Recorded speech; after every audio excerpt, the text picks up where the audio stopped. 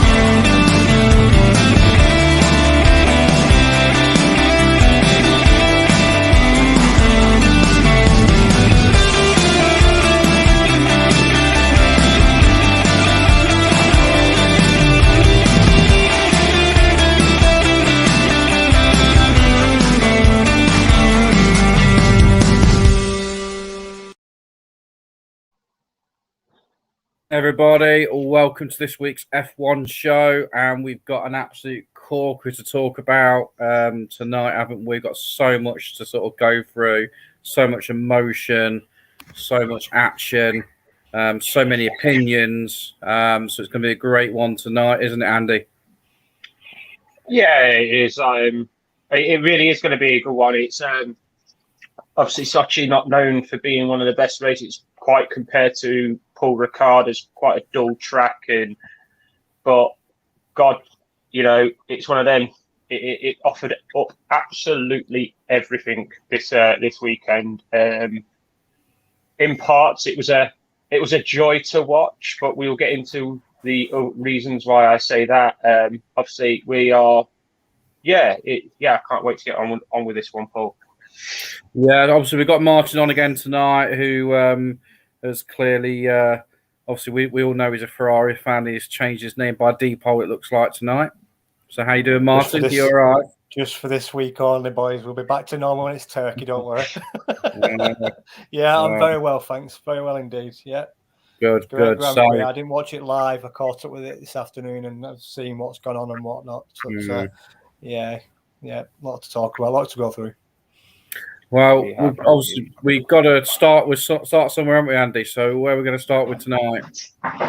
Well, we'll talk about the track. Obviously, I just said that it's often compared to Paul Ricard. Is this the first time for yourself, Martin, actually seeing Sochi? Because obviously you had the time off from actually watching F1 up until this season. Is it the first time you've seen this track? Yeah, I mean, I've seen highlights, things on Channel 4 and whatnot last year, but I didn't watch the Grand Prix or anything like that. So, it is, and it is very reminiscent to Paul Ricard. Obviously, same colours for starters, blue, white and red. Very flat, lacking in elevation anywhere, really. But judging by what we've just seen this weekend, it's a pretty fast track. Yeah, it's a good track. Yeah. Obviously, they're lucky they got it going ahead with all the rain they had in the week. It was a swimming pool halfway through the week, weren't it? It was ankle deep in water. I mean, obviously, speaking to yourself, Andy, you've downplayed this track, and you got that wrong this week. No, I got it. I got it wrong. That's what you want from a sport, is to prove people like myself and their opinions completely wrong. Paul, obviously we know this in the past as well. It isn't the best of tracks. It's a very Mercedes favourite track. Obviously, they have always won in Russia. And this weekend was no exception. And we'll because there's a massive thing to talk about on that front. But yeah, let's talk about the qualifying. Lando Norris hit on pole. Carlos Sainz in second. George Russell third. I know. What is it? How amazing was that to see three? Hamilton got in fourth. So it's the first time in a number of decades where we had three British drivers sat in the first top four places. But what does George get right with that car? What's he finding? It's obviously that it can't be a bad car, because we've seen him do these performances twice now. So, Paul, what is it for you? What is George doing? There's either two things. Obviously, we know George is a good driver, and hopefully he's going to prove his worth over the next couple of years while he gets his obviously gets his chance in the senior sort of Merc team. But they can clearly turn that car on to suit him for qualifying.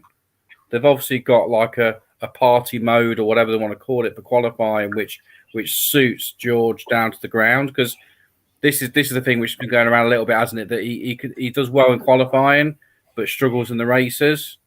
So how much impact is out of the car in the races rather than the driver? But yeah, really good effort. It was great to see. I mean, for me, just to see.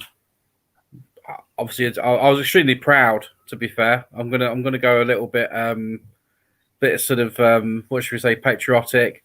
I mean, bit of real Britannia. Yeah, exactly.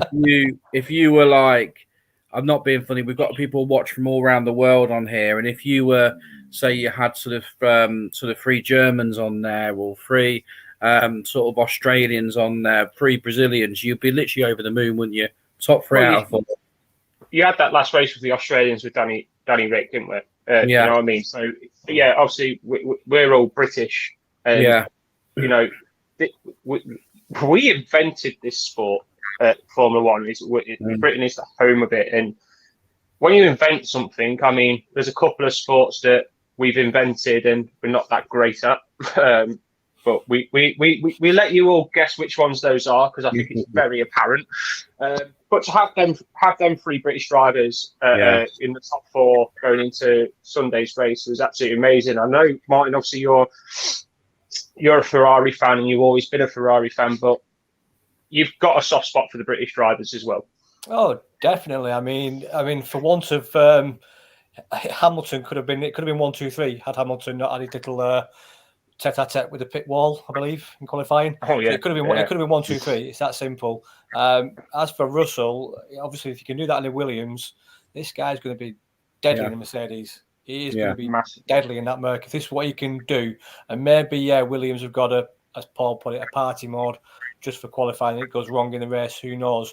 But if he can get up there and qualify in the Williams, then what's he going to do now? It's just going to be phenomenal. Watch this guy go in the next few years in the Mercedes, who can set it up for the race and for qualifying. I think it's not going to be the last time this season that we're probably going to see probably 2 or 3 Brits up on the front row. I truly believe with the races we've got left, it'll happen again. It'll happen again. In what order? You know, what happened. Obviously, we're going to touch what happened Lando later. It's great to see. Obviously, Ferrari man through and through, but these guys are something else. They're just the mindset of them. It's fantastic. Yeah, let's obviously before we get started into something, I want to highlight something me and you, Martin, spoke about. So Max Verstappen took an engine change, power unit change, which obviously automatically sends you to back of the grid. Bottas did the same. Paul, so I spoke about this with Martin during the week about this rule. So Max was carrying a 3 grid place penalty from the crash he had with Lewis in Monza. Yeah. Do you think that the FIA needs to change that rule? Because I feel like he's actually got himself out of a penalty by doing his power unit. So he's taken a double penalty. So he was going to have a 3 grid place penalty anyway. Do you feel like that 3-1 should have been passed on because he's had to, take a power unit change? Have they just got away with it? I mean, they're not the only people, by the way. I'm just saying, just on this race, it's been very highlighted, and I'm not slating Verstappen or anything or Red Bull for doing this, but do you think that's fair? Yeah, I think they've manipulated it. There should be some kind of double jeopardy rule that you can't basically combine sort of grid penalties. So yeah, absolutely, totally right. They should have carried it forward to the next one because it was a racing incident. The first one's a racing incident. The other one is a technical thing that they're allowed to do. Before anyone says it, I would expect it to happen with Hamilton, whoever basically would be. if they were manipulating that way, they need to look at it because it's not right. Because the argument is it just makes the actual makes that null and void. They've just gone, okay, let's just scrap that. It doesn't matter, and almost taken the mick a little bit with it, I think. So yeah, I think it's definitely something they need to look at.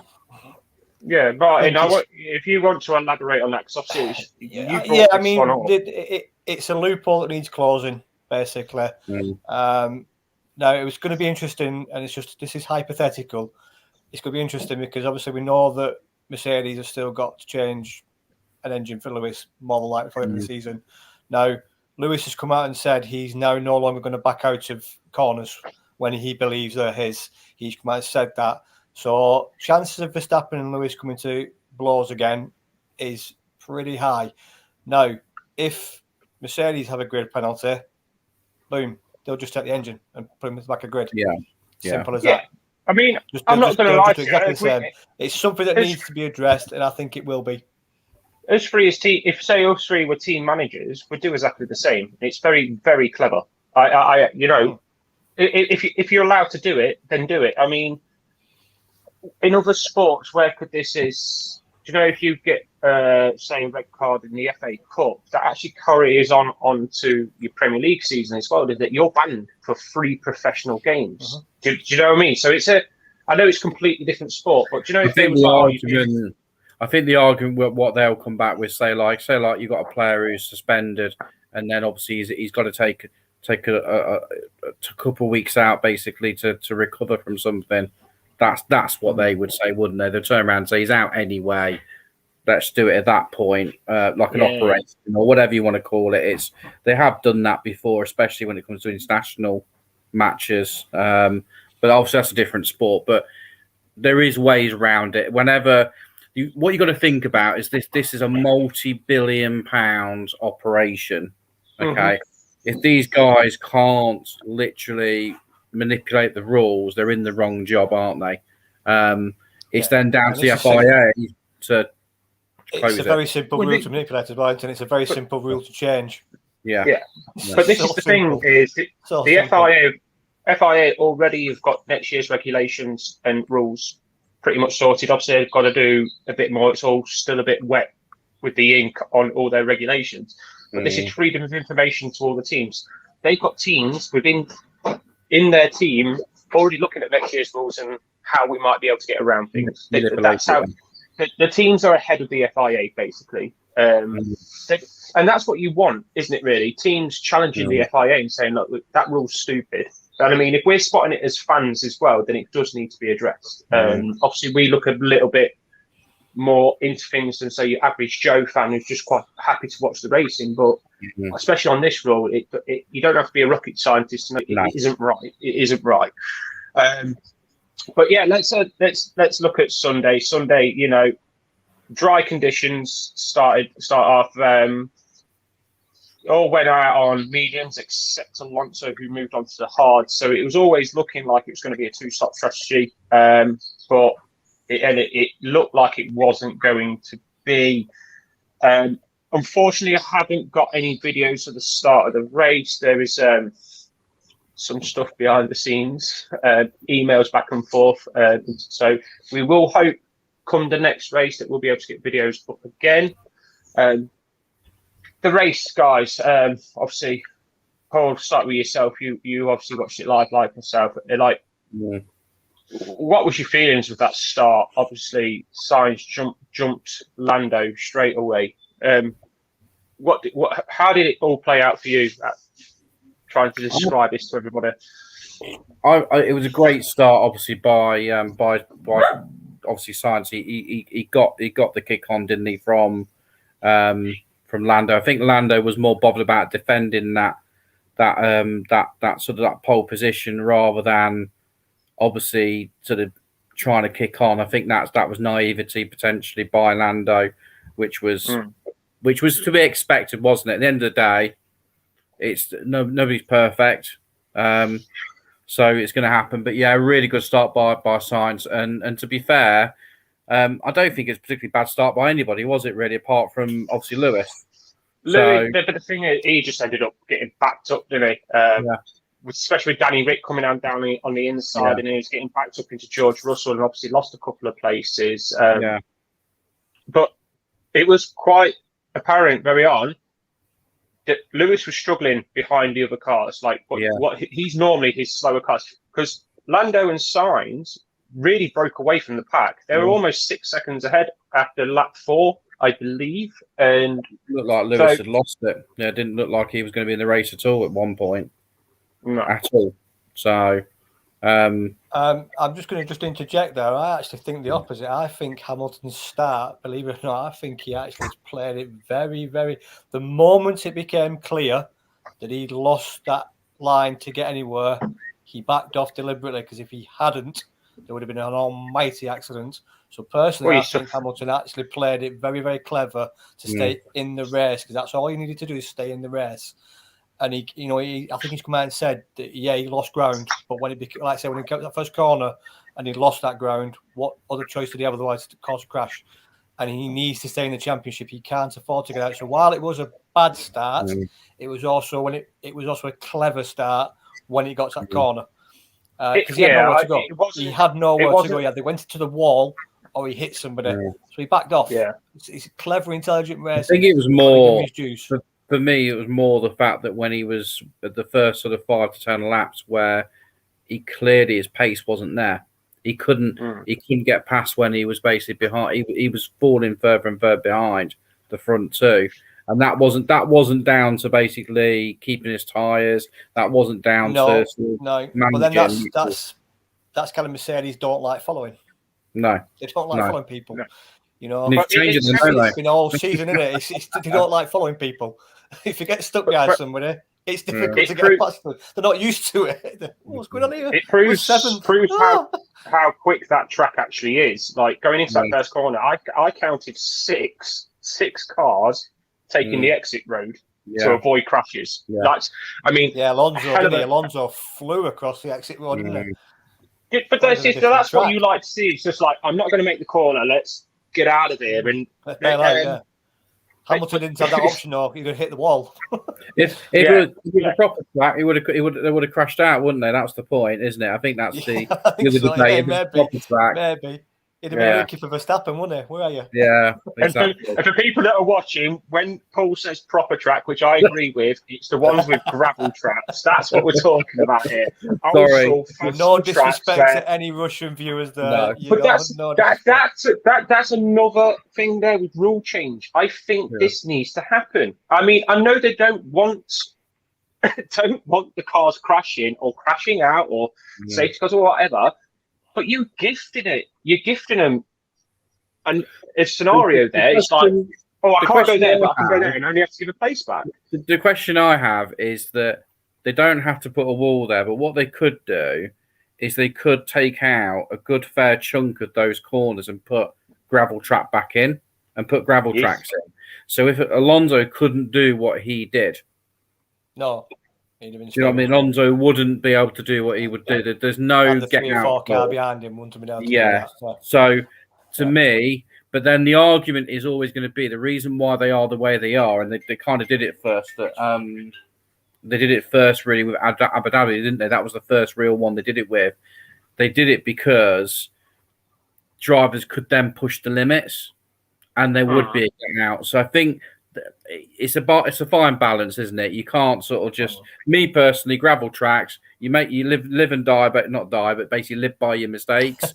You literally you miss that corner, you're out. Basically, it's unless you can keep it going, because obviously there is an exit road there. It's just you don't know where it is. I think I'm trying to think of a modern day track, which is I actually do really like. Is it Road of Americas? It's a bit off and off on there, isn't it? It's good track, good track. I love the runoff, and it's got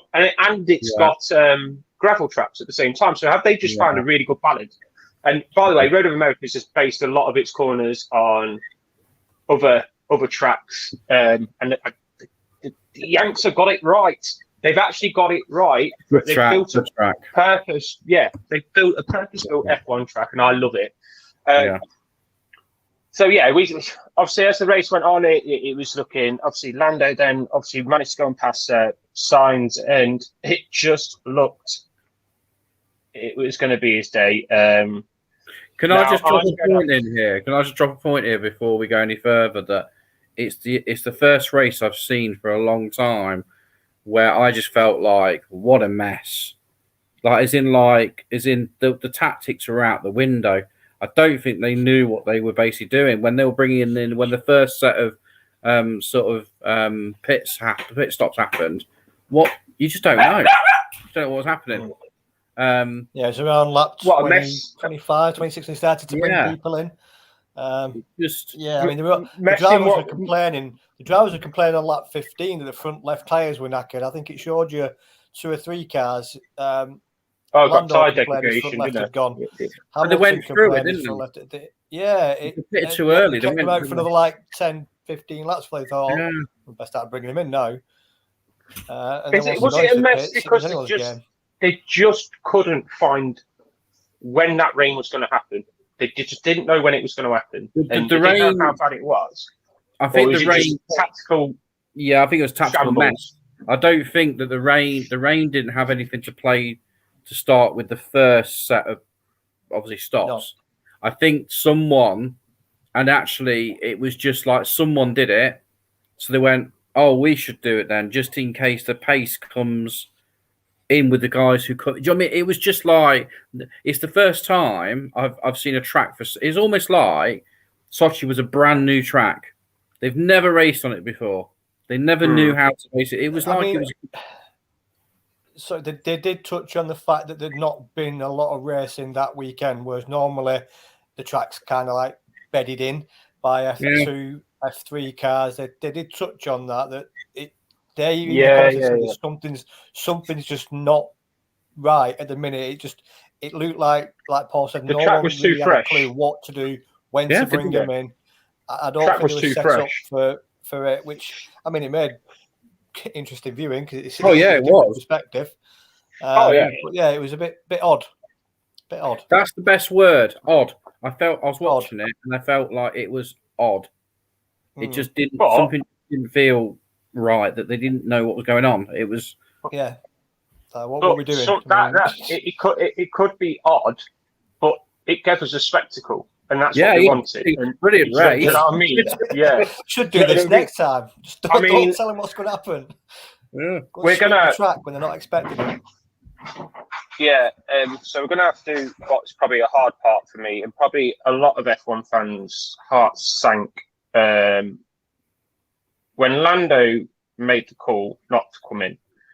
I've got my opinion on this, and I'm going to let you guys go with it before myself, because I'm quite interested, because I've kind of avoided F1 since yesterday. Even trying to put this show together, I was just like, I'm gutted, absolutely gutted. It was like everything was so good and so right that it was so wrong. Does that make sense? That it was all going too perfect. And so we need to talk about this guy. Could have been, probably should have been, but his first win. Paul, save me.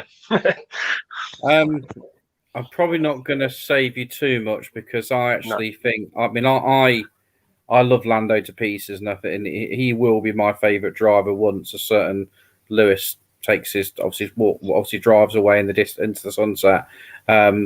He's by far for me the best, probably the talented. I actually think he's more talented than Max, and he's a great driver. However, it comes down to him. What happened, in my opinion, you saw that first part, which was he was very relaxed, very light. He was brilliant at the start, and obviously all the way through.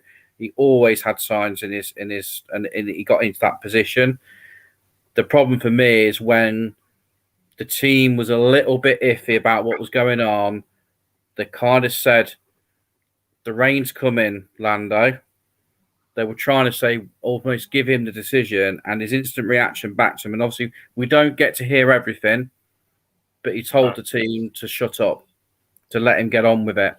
And at that point, that's when the team, like they did with Lewis, turned around and overridden, because in the current climate, they know exactly what rain's coming down, when it's coming down.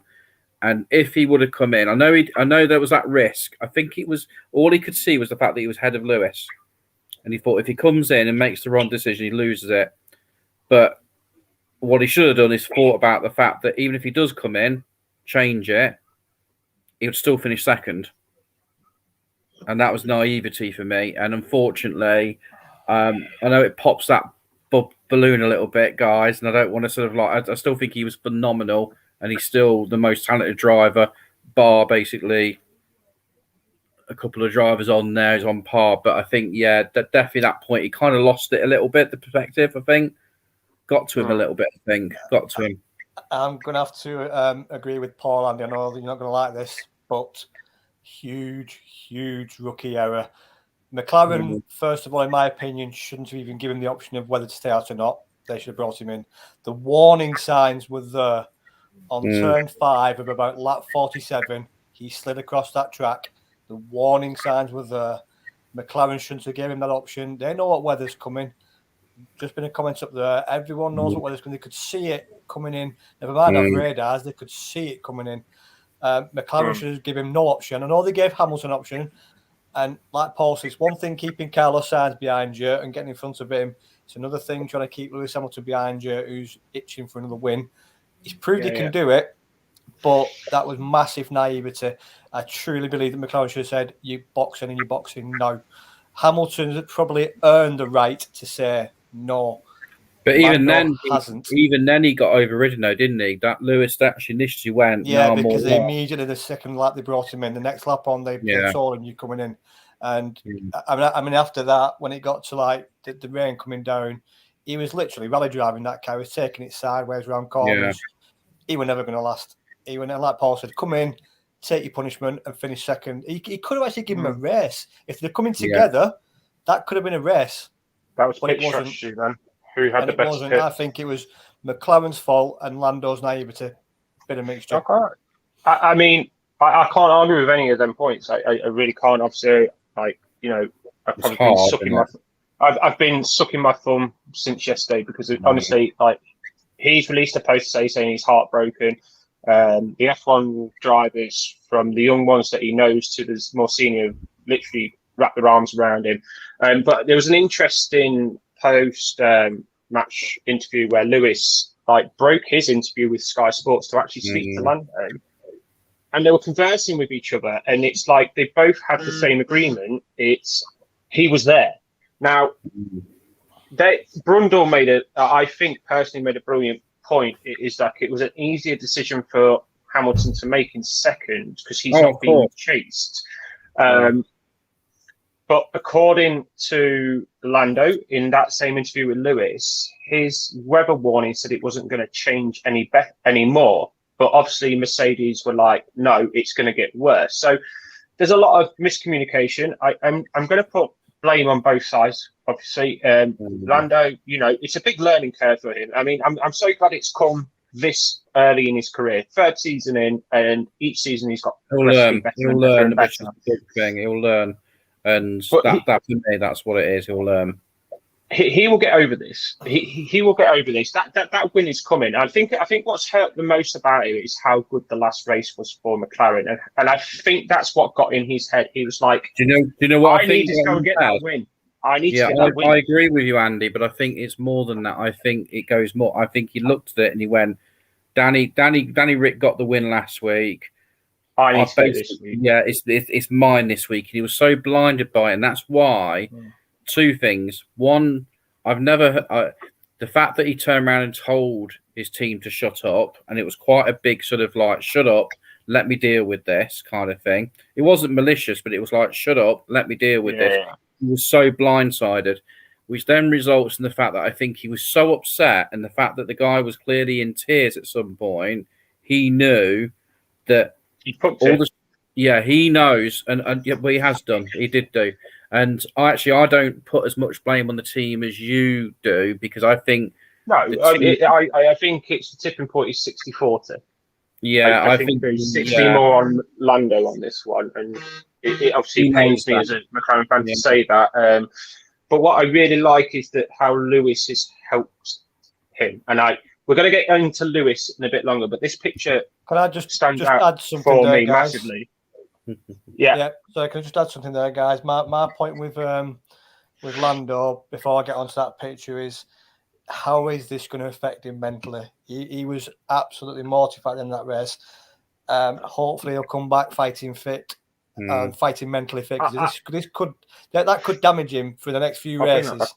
It might not do. No, I think Andy. I think no. Before elaborate on what you said, he had that horrendous incident at Wembley. That that can make or break, especially such a young kid, because he is a kid in a now progressively young driving sport. The management team at McLaren are so clever, and I think every team has a great management team. Mercedes had to learn with the Lewis Nico thing to get better. I think the management team, especially the way with Zach Brown is and Seidel is, especially having someone as experienced as Ricardo, they will not let him drop. That's the one thing they will not do. They will not let him drop. So. They're going to point all the positives. They're going to point all the positives out for him. Yeah, the next few races are going to be interesting to watch him. I don't think he needs to go looking for that win, because it's going to come. You just don't look for it. With regard to that picture, by the way, Andy, it wasn't Hamilton what broke his interview off, and this is absolutely massive respect. This, I suppose, in a way, shows Lando's early mindset, because it was Lando what actually walked over and interrupted the interview. No. I'm on about another. I'm on about Paddock interview. That's what I was talking about. That wasn't interview. His first thought was to go and congratulate Lewis Hamilton. That says a lot, because he could have just skulked away into the pit lane and just gone away and not want to be bothered. His first thought was to go and congratulate. It's never going to happen. Those two have got a really good relationship, haven't they? And that was fantastic. Even if it was middle of an interview, he didn't care less. He walked over, interrupted it, said whatever he said. You couldn't hear it. And then obviously when he walked away, and when Lewis said, massive respect to Lando. According to report, from that picture, according to that, some reports that Lando has said that Lewis has said something into his ear. We don't know what that is. That's between those two. But I don't see that Hamilton's smiling there like, oh, I've won. He's smiling. He goes, because you know what? You're the next great driver for Britain. I think he's smiling out a bit of respect that Lando's actually come across and done that. Like I say, it's massive thing. You know what I like about though? What I also saw as a McLaren fan as well, Lewis made this comment more than once over the weekend, was that he's so pleased that McLaren is basically back where they need to be. And he said he made a comment about the fact that they're all pulling in one direction now, and they are sort of together as a team, almost like he's envious a little bit of thing, because I still think his heart's with McLaren. I still think it is. Of course it is. It gave him the drive, didn't it? It gave him the drive from a very young age in karting. I think also there's another massive respect thing. He didn't need to say this, but he honestly believes if it wasn't for the rain, he doesn't think he would have passed Lando. Because what is Lando really good at, and we saw it in Imola, making that McLaren as wide as possible, and he did it for 5 laps. And there is another thing, guys. I think there's another thing here we've not touched on, that maybe, just maybe, if McLaren hadn't been so slow with Danny Ricciardo's pit stop, none of that would have happened, because that allowed Lewis to just get straight back in front with all clear air to go and catch Lando. If they'd have just been that little bit quicker. Again, though, I think it's all to do with this new mechanical thing. There's a lot more human input into the pit stops now. They're saying about the green light coming on. That's look, if it wasn't for this new pit lane thing, we wouldn't have got Lewis and Max together last week, would we? The week before, sorry. No, exactly. And I think with Lando as well, he's double jeoparded himself, because he's crossed the pit lane twice again, so he's going to get done for that as well. It's like, has he not been done? No, they've just reprimanded him. They've just said, that's good. Don't worry about it. He's on slick. He was the only one on. He was only one still on slick tires. He was never going to make. I didn't think that he did. It would have been hard. They've just basically gone, not again. The FIA have got common sense. My word, when did that happen? I know. I think he had enough about him, didn't he? I think they would have turned around and gone, do you know what, we're gonna take all the points off you, and then we'll give you a free place grid penalty for next race. Imagine that pitch. Yeah. Let's be honest, for McLaren, it's another solid weekend on points again, which is great for them in the Constructors' Championship. But before we get on to the main man, Mr. Hamilton, third place went to Carlos Sainz. I know you're itching for this. I think he drove such a great race. I really, it looks like he's definitely got something there, especially coming into next season. I really like Carlos Sainz. I liked him. I would have preferred him to stay at McLaren, obviously, but I like that when one of your teammates of you who you support goes to another team, he's actually doing all right for himself. And he's actually outshining Leclerc at the minute, personally, in my opinion. But what he drove a great race. Obviously, qualified second, led from the first lap, and he got, I think, to be honest, a well-deserved third place. The amusing thing was, I don't think he knew he was third for about 3 or 4 laps because Ferrari didn't tell him. As far as he was doing, he was racing fifth because Ferrari told him about early in the race. Did you hear the radio? He's like, what? Did you hear the radio comment about? I think it was like 3/4 way through the race, and Ferrari turned around and went, "Well done, Carlos. You're on for 6th place," and he swore. Yeah, he's fifth. In fact, they said fifth. They said, was it? P5, he swore. and his reply was, "P5 is that all? Bleep." Yeah. And then, like I said, I swear to God, for about 4 or 5 laps, he had no idea he was in position 3. I don't think anyone did. I think Ferrari knew he was in position 3. The whole thing was a mess. I don't think even Ferrari knew where they were. How the hell did Max get second? I mean, geez. I mean, that guy coming for. I mean, to be fair with Max getting second, I mean, he went back of the grid. Bottas. Yeah. I mean, what was Bottas doing at the thing? About like 6, 7. No, just drive past me. I'm not bothered. He offered no defence to him. No. How did he get second? How? I mean, we kind of know why he got into that position, but how did he even get himself in a position to get on a podium? Second. Do you know what I mean? How did he even get into the top 5 from where he was? He drove, but it was really weird watching the F1 this week, and they weren't focusing on Verstappen. We didn't really have a clue what he was doing unless you looked at the time. It was like, he's coming up. At one stage near the end, Verstappen went from he was 7th about 3 laps out. And the next thing, he's on like second. Like, what? They obviously pitted him. I don't know what went on. But they obviously pitted him at the right time, which then made that much difference. Yeah, he did come out afterwards in his initial interview, his first one. He did say if we'd have pitted 1 lap earlier, it wouldn't have happened. Yeah. He said the team, you see, the team called it bang on for him, but because it wasn't focused on him, you didn't realise what was going on. Yeah. But yeah, going from back of the grid to second, hats off to that guy. Absolutely. But do you know what? And that is a response of somebody who's got their head on it. After Monza. Fair play to you, Max. That's the perfect response, because I know that we sat there the other week and we said, and I still agree with what we said, but it's going to take a lot for him to claw back to go against what we said. Do you know what I mean? But that's one race down for him, and that is a drive for somebody who still wants to be in the hunt. When he crossed the line, his response was, "I'll take that." I think for me, we've seen that. I mean, I'm not trying to. I mean, it was an amazing performance by Max to get to that position, but we have don't forget we have seen we've seen Lewis do that before. We've seen Vettel do it before.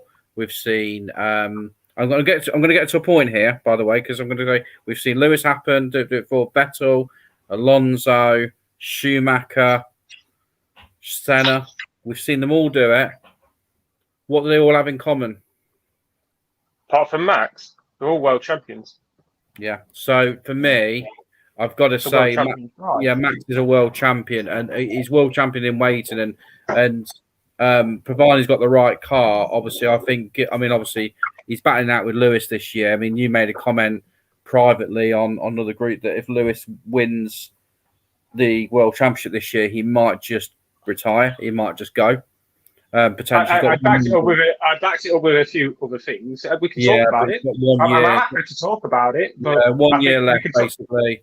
he'll just potentially walk away because of his obviously exports elsewhere. He's got obviously investment in other motorsport now. So you've set that up really nicely. Yeah, I like that. Thank you very much. That's we are talking about Sir Lewis Hamilton, 100 pole positions through qualifying, now 100 race wins. Now let's just sink that in. 100 race wins. Now he's breaking his own records now. And I've got a video to prove he's breaking his own records, because the next person below him, I won't spoil it, but keep an eye out for some of the names that are about to come up in this. And then there's Lewis. Anyway, I'm just going to pop a little VT on and just appreciate how good Lewis Hamilton is.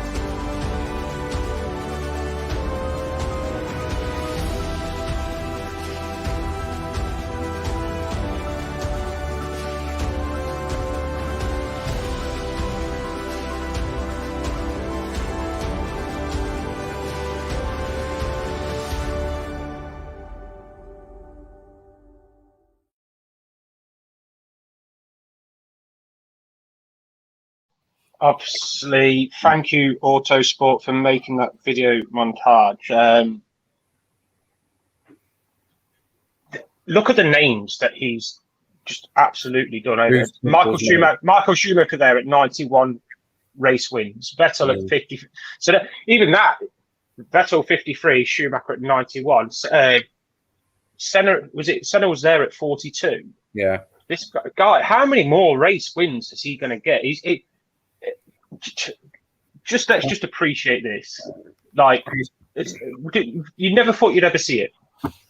How can we, as a lover of motorsport, and obviously from our point of view, obviously we're British as well, how can we not just sit there and look at it and go?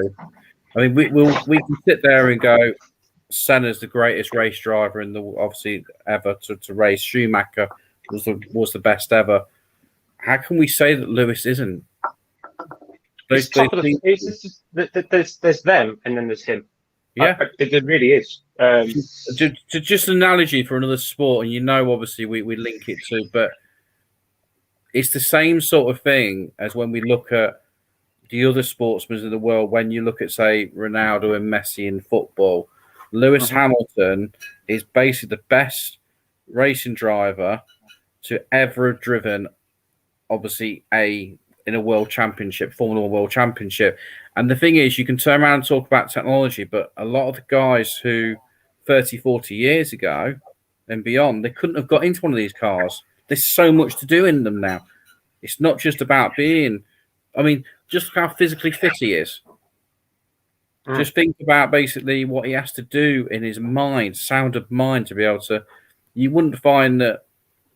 You put Niki Lauda as an absolutely brilliant race driver, stick him in a modern day racing car. How do you know that he wouldn't basically be? He wouldn't be anywhere near as good as what Hamilton is. I wish there was like a formula out there where we could put all the stats together. And do you know what I mean? I know there's way too many variables. Yeah, you can't. All comes down to one thing, though. It's how many world championships, how many races you win. Do you know what I mean? And he sits at the top of them all, as it stands right now, and deserves being called Sir Lewis Hamilton.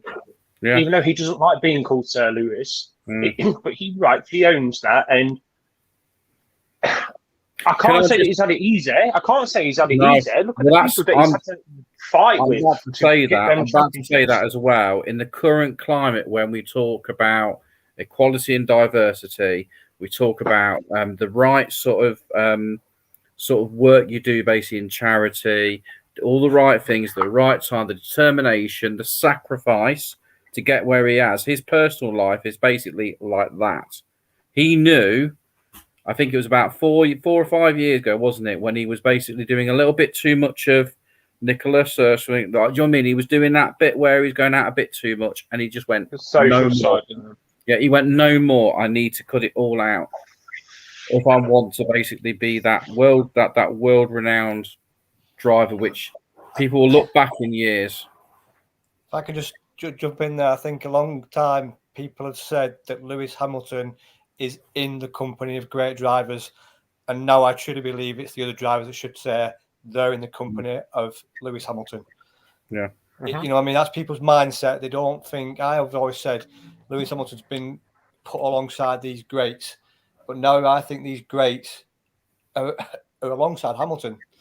Yeah. You know, he is just that next level. 100 Grand Prix wins. That is, we're not going to see that again. No. You're not going to see that again. 100 wins. This is the thing. How long did it take him to get there? He started his career in 2006, finished second in his first. No, started his career in F1 in 2007, finished second in his first year, won his first title in 2008.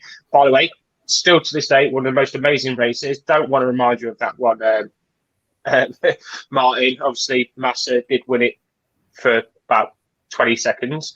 But here it is. Race wins 176 podiums, career points 4,024.5, because obviously we've got half points this season.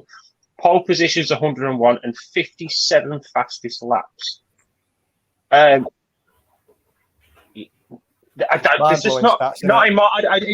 don't want to say in my lifetime that it wouldn't happen, because obviously in my lifetime we had Ayrton Senna, in my time we had Michael Schumacher, now I've got Lewis Hamilton. I can't sit there and go, we're not going to get another one like him, but it's going to take someone very, very special and have a special team. I mean, it's like, around you know, like Paul just touched on, you know, people say it's the car, it's the technology. And again, you can just go back to, like, say, the 80s and 90s in football. Would football be the same arguments in it? Were they as good back then as they are now? Technology back then in all sports was different. Doesn't mean that person couldn't do it now. Doesn't mean that person now could do it then. You've got to appreciate what he does right now. He gets in that car with all that technology all around him, and he's still going to control it. Yes, it's all. You can only work with the tools you've got. What's that? You can only work with the tools you've got, and exactly. He's got all that technology to the other drivers. And you know, back in the 80s, they had technology you know, they would still stick change and whatever, but there was still technology involved. You still have got to go and do it. You still got to get in that car, prepare yourself, and do it week after week for season after season after season, knowing that one mistake could literally cost you your life. It's as simple as that. It could literally cost you your life with one mistake. The plaudits on him I know I'm not the massive Lewis fan, but you can't sit there and say he's not the greatest driver in F1 history, because he is. Yes. It's as simple as that. It's as simple. You can have your own favourites, and for me, it will always be Senna. But the greatest driver of them all is Lewis Hamilton, and I don't think he'll retire until he gets an 8th World Championship.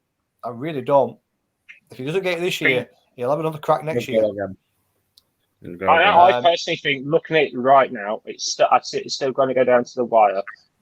But I just think Lewis is, because of his experience, he's going to do it this year.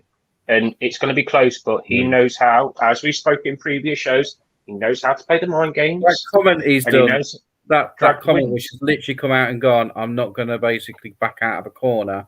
That is directly at Max to say to you, mate, I'm not going to let you get away with it, because you are the rash one. Yeah, it's a friendly warning. You're like, you're the rash one, not me. Yeah.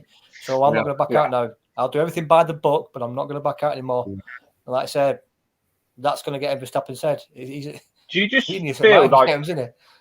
So my watching of F1, my F1 watching career is obviously quite a bit shorter than your guys, because of you guys will remember Senna better than myself, because obviously I was only 5 years old, unfortunately, when he died.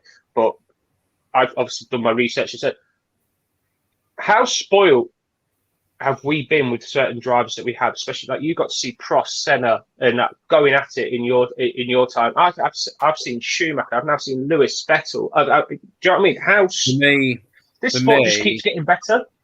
Yeah, for me, I mean, this is controversial again, maybe with more Martin than me, but for me, Schumacher, Vettel, Hamilton are basically more dominant and better drivers than the previous ones of Prost.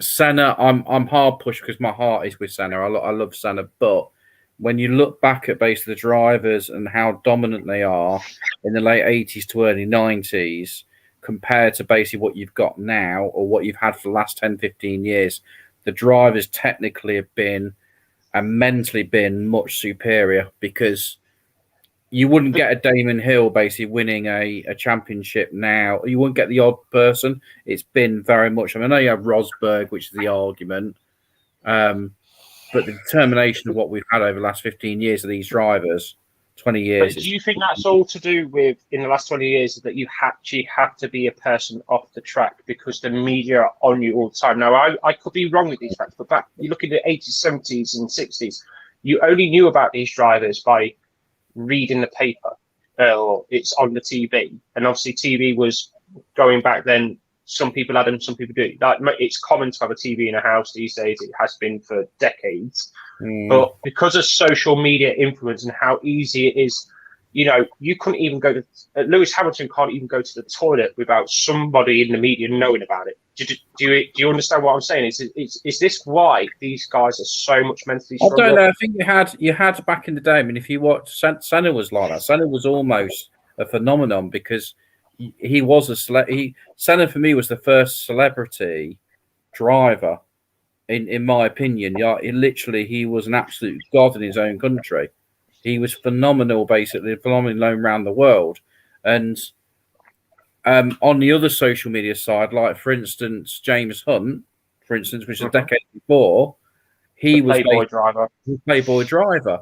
So he was well known. He'd walk down the street and people would know who he was. So yes, what I mean is, back then they had to make a statement, whereas these days they don't. Every single inch of their life, every single inch of their life at the minute is for us to have a look at. I'm assuming you both watched the Schumacher documentary, haven't you? I'm assuming.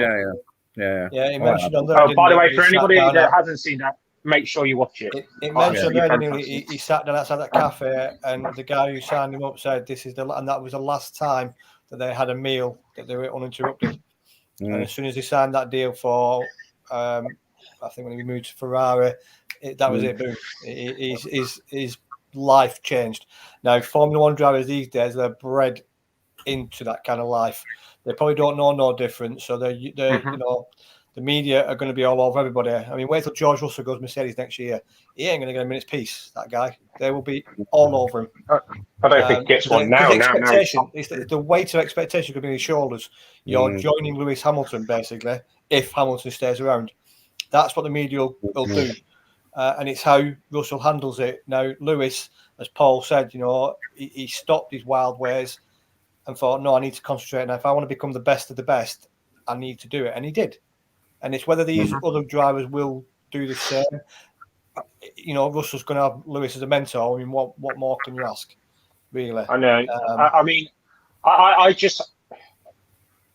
kind of want Lewis to step back now and let the youngs book, but I want him to get his 8th title. And going on to what you were saying about a comment that I made, Paul, I think there's a role in F1 for him, and I think it's already there. I think, because Toto's not going to be around forever. Is there going to be a team Lewis Hamilton? Possibly. My biggest fear at the minute, because of a certain relationship, is if Lewis got that team director's role, George and Lando at the same team. You know, it's. I don't think he'll go back. I mean, at the minute, Lando is currently signed to McLaren because they got that done just before the engine change. Because normally when the engine changes, because you've got Mercedes drivers, which is George and everybody else. I can't see it, mate. I can't see Lewis. I can't see Lewis basically unless he owns a team, I can't see Lewis basically getting involved too much. I think he's got too much money. I think he'll want to invest in something heavily himself. Well, he's got his I don't extreme think so. E, hasn't he? He's got his Yeah. extreme E. I can't see him being. He's not going to be like a Prost. He's not going to be like a. Well, actually, I think it's pretty much Prost and Berger are the only two actually Jackie former Stewart. world. Jackie Stewart. He's not going to be like them. I think it's moved on a little bit too much to what it used to be. It's a bit like ex-footballers becoming chairmen of clubs. It just isn't going to happen anymore. There's too much money in it now. They have to basically either own something. So I don't. Well, he's already got like some form of director role because obviously Mercedes supply the engine to his team. I think it's like honorary. I think it'll be an honorary. It'll be basically linked to Mercedes or for the rest of his life. But I don't see him being a Toto. I don't see him being a. I can see him just being an ambassador for Mercedes. Yeah, I don't see him being a good word. Maybe in 15, 20, 30 years' time, might be. But the immediate future for him, he's got the plans. Can he have a kid? That's what we want to see. Lewis, if you're watching this, mate, have a kid because we want to see another Hamilton. You know what I mean? Because then Blue Junior, yeah, we need one of them. But as we always do on this show, so Sochi, obviously we've gone off there, but we had every right to go off there because Lewis Hamilton, you're an absolute legend, and you're just cementing yourself in history, constantly covering yourself in gold. Sochi, marks out of 10. And I'm going to go first because I'm not going to go back on what I said. It's a 10 out of 10 race for me. And I was gutted at the same time. It offered everything that you want from a race. Okay. Cool. I would have to agree. I'm going to go with 10 out of 10. I was torn around with 9 out of 10 purely because I felt that there wasn't that much overtaking in there, in my opinion. It was very tactical. It was very sort of, but the pure unknown of what was going on has to be 10 out of 10 because it was crazy. It was mental at times. So yeah. For the reason Paul just said that, I'm going to just give it a 9. Didn't quite make a 10 because in the middle of the race, it did get a little bit stale. Did get a little bit processional. At the end, it came alive. The rain only made it better. Cars going sideways here, was this an adequate amount of rain for you, Martin, this time? Yeah, it was just enough rain that to make it interesting. Yeah, at least it went ahead. So no, even though Carlos Sainz got Ferrari podium, had Lando won it, it would have been a 10. But I've got to give it a 9 just for the mid couple of laps after the initial debacle of what's going on, settled down a bit, and it was only started again when it got to about lap 45, 46. So solid 9. You know what? I believe this actually takes second. I will need to go through the shows again to look at the scoring on this, but Monza at the minute is full points between three of us. This got solid 29 there. Yeah. Another good race, which is fantastic, and this is what we want to see. Martin, what's coming up with your guys, with your social media side of things? Yeah. We are back. There you go. There's your logo. We are back tomorrow night, kicking off at 6:45 with a special show that the members have been voting the last few weeks, including you two guys, on the Legend versus Legend series. We are down to the last 4. Muhammad Ali, Tiger Woods, Usain Bolt, and the other one has slipped my mind. I can't think. Usain Bolt, Tiger, Mike Tyson. Beg your pardon. We've got 2 boxers, an athlete, and a golfer. So tomorrow we're going to discuss them. We're not going to give you our opinion on who we think should win. And the live draw for the semi-finals will be tomorrow night. That's on the Gaffer's Gaff. If I can just get one more minute before we go, I'll pass you over. For those who don't know, if you two don't mind me saying, I'm doing Sober October for my wife who's got cancer, and Andy's going to join me. If anyone wants to donate, please see my page or contact us for making any donations. Be appreciated. Can I just make a point? Yeah, it's a really good cause, so please do. I would also join you. However, I am a best man at a wedding, so Andy almost went down. I'm not an alcoholic. I've got my first wedding anniversary. Hey, you don't drink enough to do this. Yeah, I'm not joking. No, honestly, please donate. I'm obviously joining Martin with this, my neighbour. I'm also in my family through friends and actual family members. Obviously, I know Martin's wife as well. I am actually affected by cancer as well, and I can't wait to do this journey and raise as much money as we can. So yeah, this is a joint thing between me and Martin. We're going to do. You can do dry January. Yeah, do that. No drinking Yeah. after midnight, though. As soon as it gets to midnight, stop. But yeah, obviously we'll keep posting that link out to on all of our socials. Make sure we raise as much money. I don't know if you've seen any of these messages at the minute coming through for us, Paul. But what have we got coming up? What's just launched today? So yeah, we basically launched the new YouTube channel, which has basically got the goal line on it. We teased traded it a few weeks ago. We obviously love our motor racing. It's our passion, but we also love our football as well.